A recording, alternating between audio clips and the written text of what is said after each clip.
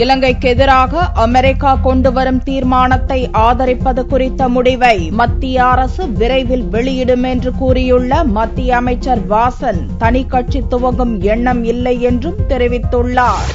சென்னையில் முதியோர் உள்ளம் என்ற ஆதரவற்ற முதியோர்களுக்கான இல்லத்தை மத்திய கப்பல் போக்குவரத்து துறை அமைச்சர் வாசன் ஞாயிற்றுக்கிழமையன்று திறந்து வைத்தார். பின்னர் செய்தியாளர்களை சந்தித்த வாசன், இலங்கைக்கு எதிராக அமெரிக்கா கொண்டுவரும் தீர்மானத்தை ஆதரிப்பது குறித்த முடிவை மத்திய அரசு விரைவில் வெளியிடும் என்று கூறினார்.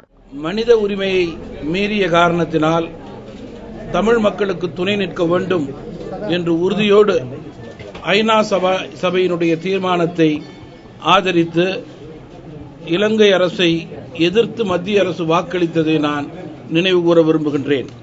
அதேபோல தமிழ் மக்களுடைய உணர்வுகளுக்கு ஏற்றவாறு மீண்டும் தக்க தருணத்திலே சரியான முடிவை மத்திய அரசு எடுக்கும் என்பதை மட்டுமே இந்த நேரத்திலே நான் கூற விரும்புகின்றேன்.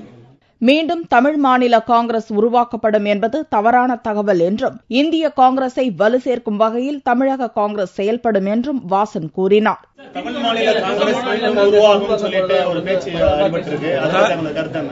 தவறான தகவல்களுக்கு என்னால் பதில் கூற முடியாது.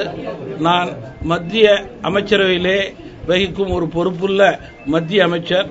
காங்கிரஸ் கட்சியை தமிழகத்திலே முதல் இயக்கமாக கொண்டு வருவதற்கு எங்களுடைய பணியை செய்து கொண்டிருக்கின்றோம்.